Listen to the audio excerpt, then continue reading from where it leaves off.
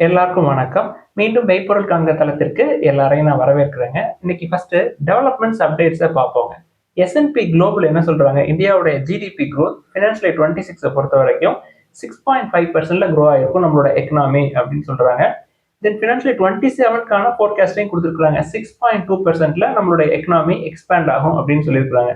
World பேங்க்கும் அதே மாதிரி நம்மளுடைய எக்கனாமி ஜிடிபி வந்து 6.3% க்ரோ ஆகும் ஃபினான்ஷியல் 27ல அப்படின்னு சொல்லியிருக்காங்க. ஸோ S&P குளோபலாக இருக்கட்டும் இல்லை வேர்ல்ட் பேங்காக இருக்கட்டும் ஃபினான்ஷியல் 26 கம்பேர் பண்ணுறப்ப 27ல கம்மியாக தான் நம்மளோட எக்ஸ்பான்ஷன் இன் எக்கனாமி இருக்கும் அப்படின்னு சொல்கிறாங்க. என்ன இதுக்கு முக்கியமான காரணமாக இருக்கும் அப்படின்னா ட்ரம்ப் அவர்களுடைய டேரிஃப்ங்க. ஸோ ஜிடிபியில் ரொம்ப முக்கியமான எலமெண்ட் வந்து எக்ஸ்போர்ட்ஸ். ஸோ இந்த டேரிஃப்னால எக்ஸ்போர்ட்ஸ் வந்து அடி வாங்கும். அடுத்து இந்தியாவுடைய கோல் ப்ரொடக்ஷன் அண்ட் டிஸ்பேச் அப்படின்னு எடுத்துக்கிட்டோம்னா தொடர்ந்து 2வது மாசமா அக்டோபர் 2025ல இறங்கிட்டுங்க. குறிப்பா கோலுடைய ப்ரொடக்ஷன் அப்படின்னு எடுத்துக்கிட்டோம்னா 8.5% இறங்கியிருக்கு அக்டோபர் 2025ல இயர் ஆன் இயர் பேசிஸ்ல. அதே மாதிரி டிஸ்பேச் அப்படின்னு எடுத்துக்கிட்டோம்னா 5% விழுந்திருக்குங்க. ஸோ நம்ம ஏற்கனவே கோர் செக்டார் பத்தி பேசியிருந்தோம். இந்தியாவுடைய கோர் செக்டார் growth அப்படின்றது ஆல்மோஸ்ட் ஃபிளாட்டா தான் இருந்தது, 0% இருந்தது அப்படின்னு சொல்லியிருந்தோம். அடுத்து ஐடிசி எடுத்துக்கிட்டோம்னா ஒரு இம்பார்ட்டன்ட் அப்டேட்ங்க. கம்பெனி என்ன சொல்றாங்க, லைஃப் ஸ்டைல் ஃபோக்கஸ்டு ஃபுட் செக்மெண்ட்ல நாங்க ஃபோக்கஸ் பண்ணுவோம் அப்படின்னு சொல்றாங்க. அதாவது பேக்கேஜ்டு ஃபுட்ஸ் அதுக்கு நாங்க இன்னும் அதிகமான ஃபோக்கஸ் கொடுப்போம் அப்படின்னு சொல்றாங்க. பேக்கேஜ்டு ஃபுட் செக்மெண்ட்டை பொறுத்த வரைக்கும் இயர் ஆன் இயர் பேசிஸ்ல 15 to 20% க்ரோ ஆகிறதுக்கு வாய்ப்புகள் இருக்கு. அதனால நாங்க ஃபோக்கஸ் பண்ணோம் அப்படின்னு சொல்றாங்க. ஐடிசியை பொறுத்த வரைக்கும் 2025 ஏர்லியர் 2025ல ஸ்ரீசா நேச்சுரல் பை ப்ராடக்ட்ஸ் அப்படின்ற நிறுவனத்தை அக்வயர் பண்ணாங்க. ஸோ அது மூலமா உங்களுக்கு 24 மந்த்ஸ் ஆர்கானிக்ஸ் பிராண்டும் உள்ள கிடைச்சிருக்கும். கம்பெனி என்ன சொல்றாங்க, எங்களோட ஃபோக்கஸ் வந்து எக்ஸ்போர்ட்ஸ் டு யூஎஸ் மட்டும் கிடையாது, beyond US, Europe and other parts of வேர்ல்டுக்கும் நாங்க எக்ஸ்போர்ட் பண்ணுவோம். குறிப்பா ஃபுட் செக்மெண்ட்டை பொறுத்த வரைக்கும், பேக்கேஜ்டு ஃபுட் செக்மெண்ட்டை பொறுத்த வரைக்கும் அப்படின்னு சொல்றாங்க. தென் டொமஸ்டிக்ல இந்த பேக்கேஜ்டு ஃபுட்ஸோட பெனட்ரேஷன் அப்படின்றது 0.3% தான் இருக்கு. ஸோ இதுக்கு நல்ல ஸ்கோப் இருக்கு அப்படின்னு சொல்றாங்க. நீங்க குளோபல் லெவல்ல பேக்கேஜ்டு ஃபுட் செக்மெண்ட்டுக்கு பெனட்ரேஷன் அப்படின்னு பார்த்தோம்னா 3.5ல இருந்து 4% இருக்குங்க.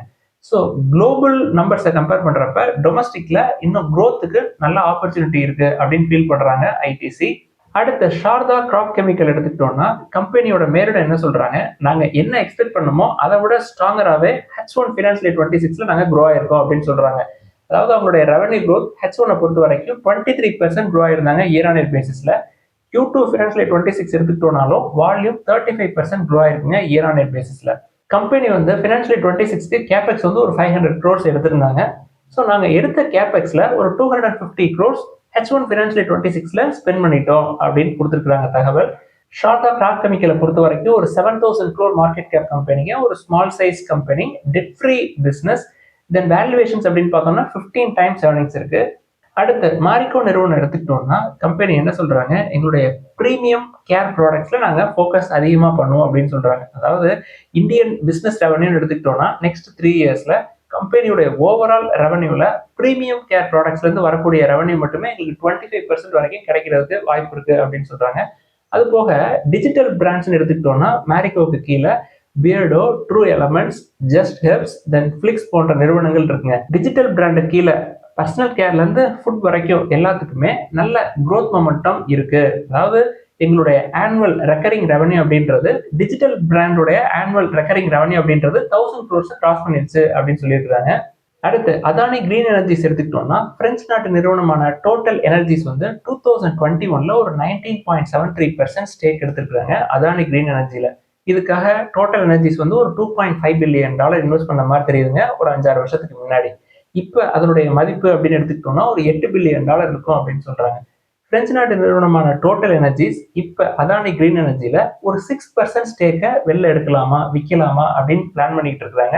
ஸோ அந்த 6% ஸ்டேக்கை வெளில எடுத்தாங்க அப்படின்னா ஒரு 10,200 கோடிக்கு பக்கமா அவங்க பணம் எடுப்பாங்க. அதுல இருந்து ஒரு $1.14 பில்லியன் இருக்கும் அது. அடுத்து கர்நாடகா பேங்க் எடுத்துக்கிட்டோம்னா வெள்ளிக்கிழமை ஒரு 7-8% பக்கமா மேல ஏறி இருந்தது. இன்னைக்கு காலையில ஒரு 3-4% மேல ஏறிட்டு இருந்ததுங்க. என்ன காரணம் அப்படின்ற செய்திகள் நம்மளுக்கு கிடைச்சிருக்கு. அதாவது கியூபிட் நிறுவனத்தினுடைய chairman and MD Aditya Kumar அவர்கள் வந்து கர்நாடகா பேங்க்ல ஒரு 70 கோடி ரூபாய் இன்வெஸ்ட் பண்ணியிருக்காரு. ஒரு 38 லட்சம் ஷேர்ஸ் எடுத்த மாதிரி தெரியுதுங்க. வெள்ளிக்கிழமை அன்னைக்கு ஆவரேஜ் ஷேர் பிரைஸ் ஒரு $185 பக்கமா 70 கோடி ரூபாய் இன்வெஸ்ட் பண்ணியிருக்காரு. ஸோ அதனால ஷேர் பிரைஸ் பயங்கரமா மேல ஏறி இருக்கும்னு நினைக்கிறேன். ஆதித்யா குமார் அவர்களை பொறுத்த வரைக்கும் ஏற்கனவே டூரிசம் பினான்ஸ் கார்பரேஷன்ல ஒரு 18.96% ஸ்டேக் வச்சுட்டு இருந்திருக்காரு. அந்த ஸ்டேக்கை 21.16 சமீபத்தில் கூட்டியிருக்கிறாருங்க. அதாவது செப்டம்பர் மாதம் 20.35 லேக் ஷேர்ஸ் வந்து எடுத்திருக்கிறாரு டூரிசம் ஃபினான்ஸ் கார்பரேஷன் ஆஃப் இந்தியாவில். அது பயங்கரமா மேலே ஏறி அப்படியே யூட்டர்ன் அடிச்சு மறுபடியும் கீழே வர்ற மாதிரி பார்த்தேங்க. எதற்கு இதை முக்கியமா சொல்றேன்னா, பெரிய இன்வெஸ்டர் ஒருத்தர் உள்ள போறாரு அப்படின்னு சொல்லி நம்மளும் உள்ள போய் அது மேலே ஏறி மறுபடியும் அது யூட்டர்ன் அடிச்சு வந்துடும், கம்பெனி வந்து ஒழுங்கா பெர்ஃபார்மன்ஸ் காட்டல அப்படின்னா. கர்நாடகா பேங்கை பொறுத்த வரைக்கும் கிரெடிட் டு டெபாசிட் ரேஷியோவை கூட்டுவோம் அப்படின்னு சொல்லியிருந்தாங்க.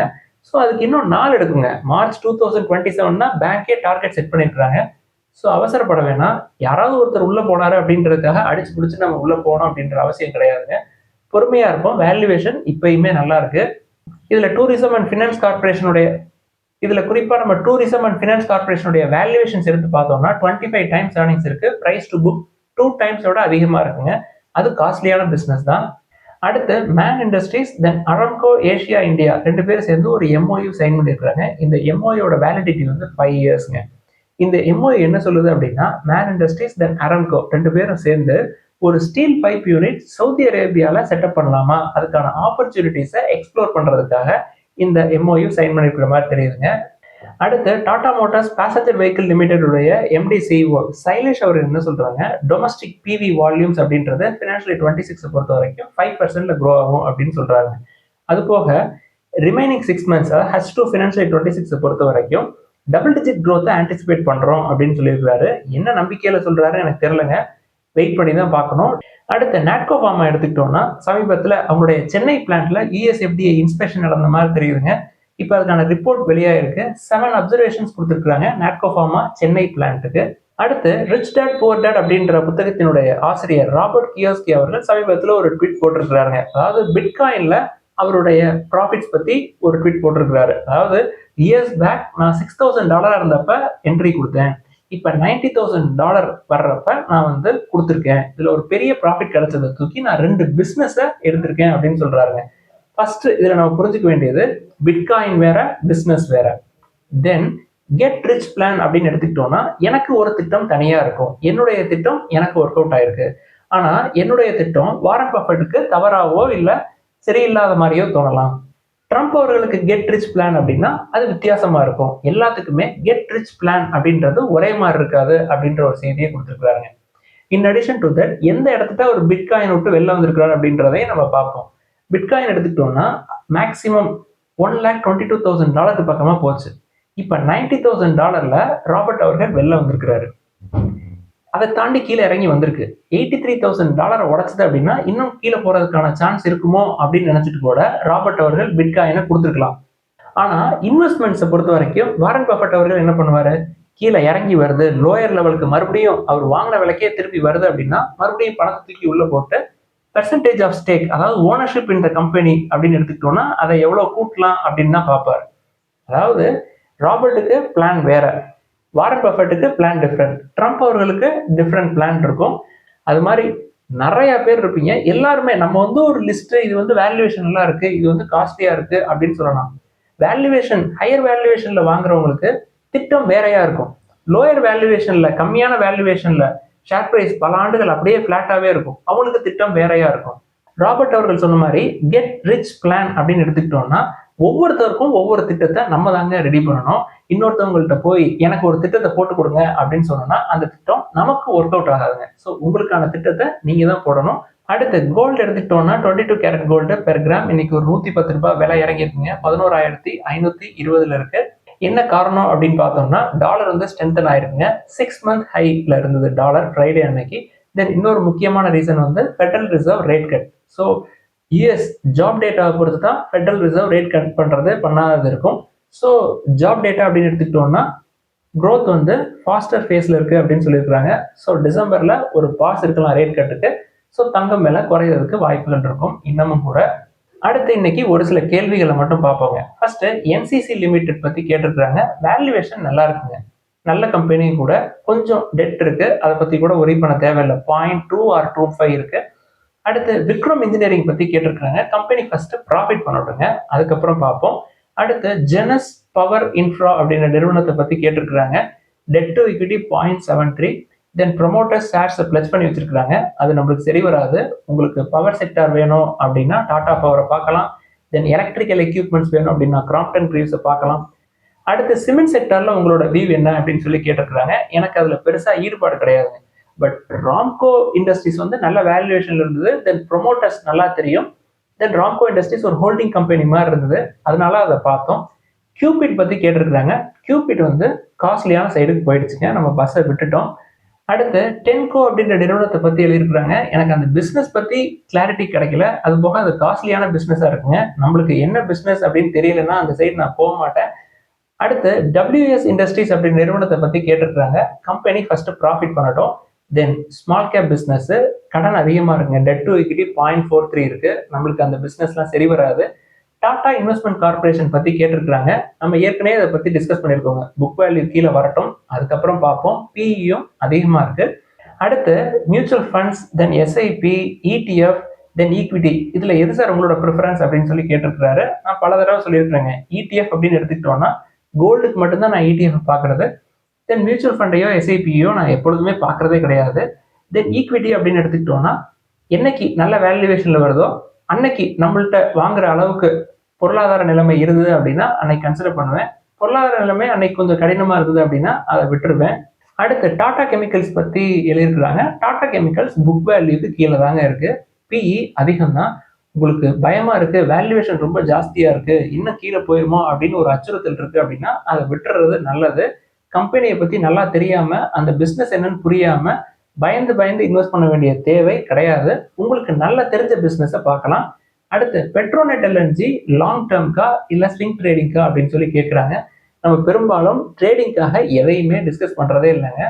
நான் ஒரு பிஸ்னஸை வாங்கணும், நம்ம கிட்ட அந்த ஷேர் எப்பொழுதுமே இருக்கணும் அப்படின்ற பாயிண்ட் ஆஃப் வியூவில் தான் நான் எனக்காக ஷேர்ஸ் எடுத்து வச்சிருக்கேன். அது மாதிரி தான் பெட்ரோநெட் எல்என்ஜி எடுத்து வச்சிருக்கேன். நல்ல டிவைடெண்ட், சிம்பிளான பிஸ்னஸ்ங்க. அடுத்து தேஜாஸ் நெட்வொர்க் பத்தி எழுதியிருக்கிறாங்க. தேஜாஸ் நெட்வொர்க்கை பொறுத்த வரைக்கும் தொடர்ந்து லாஸ் பண்ணிக்கிட்டே இருக்கிறாங்க. தென் கம்பெனிக்கு கடனும் இருக்கும். இப்போ டாடா குரூப் பேக்கப் இருக்கு.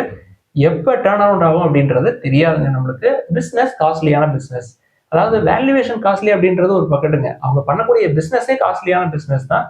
அடுத்து JSW எனர்ஜி பத்தி கேட்டிருக்கிறாங்க. 42 டைம்ஸ் ஏர்னிங்ஸ்ங்க. இது நம்மளுக்கு சரி வராது. 30 டைம்ஸ் ஏர்னிங்ஸ் கீழே வந்தா பார்க்கலாம். தென் TV18 மீடியா அண்ட் என்டர்டைன்மெண்ட் பத்தி கேட்டிருக்கிறாங்க. சன் டிவியே நம்ம வந்து பார்க்க மாட்டோங்க, அது பெரிய பிளேயர்ஸ், அவங்க டெட் ஃப்ரீ, தென் நல்ல பேக்கப்பும் இருக்கு. இருந்தாலும் சன் டிவியே நம்ம பார்க்கறது இல்லை. TV18 நம்மளுக்கு யாரு ப்ரொமோட்டர்னே தெரியாது. ஸோ நோ தான், நான் அதை பார்க்க மாட்டேன். பொதுவாக நான் டிவி பார்க்குறதே விட்டுட்டேங்க. பல ஆண்டுகளுக்கு முன்னாடியே விட்டுட்டேன். என்னைக்காவது போய் சரி திறந்து பார்ப்பேன் அப்படின்னு பார்த்தோம்னா வெறும் விளம்பரம் தான் வருது. அப்புறம் கொஞ்சம் நஞ்சம் டிவி பார்க்கணும் அப்படின்ற எண்ணமே நம்மளுக்கு போயிடுது. இதெல்லாம் தான் இன்னைக்கு டிஸ்கஸ் பண்ணணும்னு நினைச்சோம். ஏதாவது சந்தேகங்கள், கேள்விகள் இருந்தால் முதலீடுகளில் எல்லாத்தையும் எழுதுங்க. எல்லாருக்கும் நன்றி.